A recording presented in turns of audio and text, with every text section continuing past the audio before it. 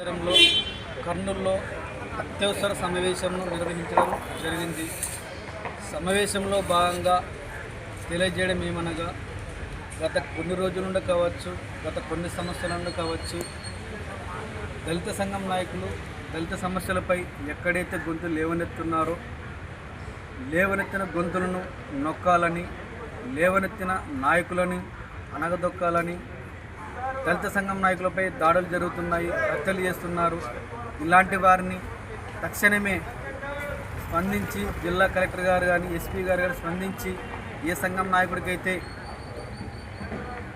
Protection కావాలని ముందరకు వస్తే ఎంక్వైరీ చేసి తక్షణమే ఆ సంఘం నాయకుడికి గన్ లైసెన్స్ ఇవ్వాలని కోరుతున్నాము. లేని ఎడల ఇంకా ఎంతమంది దళిత సంఘం నాయకులు బలవుతారో తెలియదని సభాముఖంగా తెలియజేస్తున్నాము.